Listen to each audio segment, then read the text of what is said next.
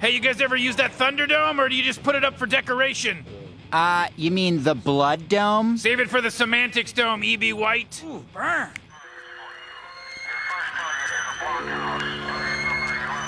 Episode 2 takes place primarily in a diesel-powered vehicular field of death and nihilism.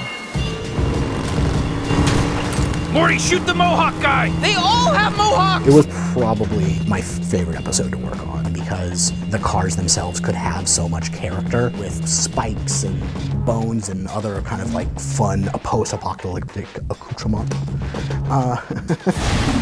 That was a heavy episode. There was like a set of bleachers around the Thunderdome. There must have been like 80 characters just in that one shot. I like every character to be different to make my life harder, so if you look in the backgrounds of these scenes, you will see a different person in every seat. Assume that this is a world where it went down in the 90s, and now this is like the result of it, like 90s punkers and stuff like that. And then, of course, like just like in Mad Max, where there's a little hint of it, we like really played up the BDSM gear. We would do things where like someone's wearing a gas mask, but then there's like a tube that goes to their crotch or something. I mean, obviously there's an S&M influence in the characters in the post-apocalyptic world. That's what it's all about, man. You're gonna be wearing masks with spikes and chains and exposed muscles and things tied around their body parts. You go back to the primal when it's post-apocalypse. Sex and violence and how they intertwine.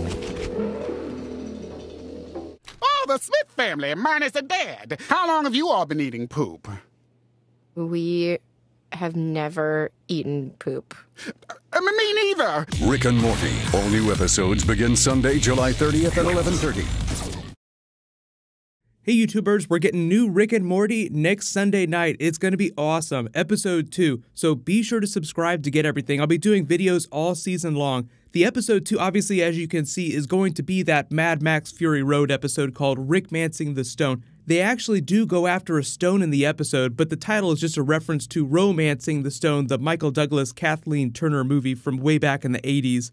But they actually screened the episode at Comic-Con, so let me know if you were in that Comic-Con crowd. There were about 4,000 people sitting here. There were about another 4,000 people that they said that they had to turn away. So it was nuts. They had a great Comic-Con panel. Theirs was happening at the same time as Game of Thrones, but it always happens that way. Anything that you love will have its Comic-Con panel at the same time as something else on the other side of the convention center has its Comic-Con panel. We would spiral.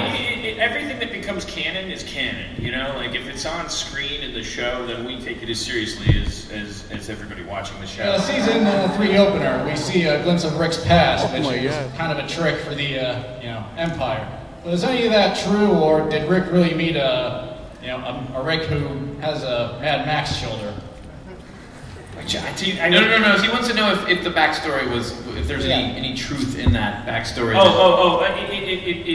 That's one of those things. Like, if you were here, I got it. If you were to fabricate a fake memory, would you start from scratch, blank page, complete bullshit, or would you maybe pull from some real things that might have happened, make some edits, some tweaks?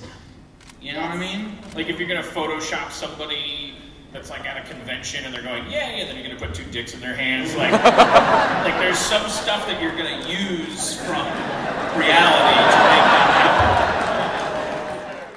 How cool is that? They actually said that Rick's fake backstory in episode 1 is part true, so you can take that and run with it. But they said that they basically try not to step on the canon that they set up in episodes so that if fans want to carry that forward, they don't trample on it by saying that it's not real. They really enjoy all the theory crafting that people do. But if you guys do want me to upload the rest of the Comic-Con panel, let me know and I'll do that in the next couple days.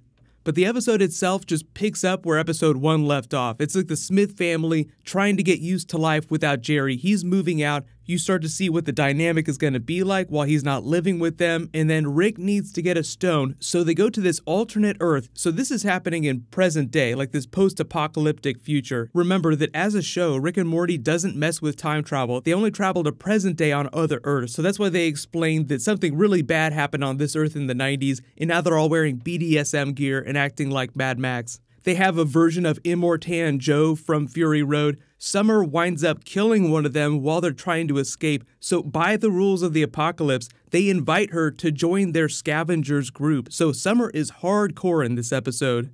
This is from later in the episode when they're still trying to steal that glowing stone. He injects Morty with DNA from one of their big gladiators. So that's why Morty's arm looks like it's super big. The arm itself starts to take over Morty Purgeon style, and he just beats the shit out of everybody else in Thunderdome. But he starts to understand why everybody's so crazy in this world. Summer winds up falling in love with their version of Immortan Joe.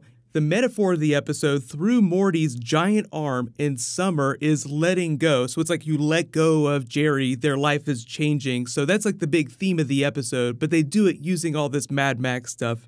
Then once they convey that really nice metaphor, Rick goes full Rick on their society and messes the entire planet up, completely changing everything so that all that Morty and Summer want to do is just go home. So that's their way of sort of resetting things back to base. Like, how do we get Summer away from this crazy dude? They all learn they need to be strong in this new life, and they sort of settle down a little bit, but it does seem like there's more of a serialization to the episodes than there has been in the past. Like, you had the galactic government in the early seasons, but now we're like directly picking up with the events of the previous episodes, so it's not completely serialized. You could still watch them out of order, but I think it'll just make it a little bit more fun when you start binging this after the season is over and you rewatch the episodes. But either way, the good news is that the TV Guide is listing that episode 2 is going to drop on Sunday instead of them just re-airing episode 1, although they might rerun it before episode 2 airs. Either way, completely new episode, it's going to be awesome. What'll happen is my Rick and Morty videos, because Game of Thrones is on Sunday nights and so much of my time is dedicated to that, most of my Rick and Morty stuff will post early Monday morning until Game of Thrones is over. There are only 5 more episodes of Game of Thrones. There's 10 episodes of Rick and Morty this season. So once Game of Thrones is over, then Rick and Morty will just dominate my Sundays. But leave all your requests for bonus videos in the comments below. While you wait for everything, you can click here to rewatch that Season 3 trailer, and you can click here for that next Game of Thrones trailer. Thank you so much for watching. Everybody stay awesome. I'll see you guys tonight.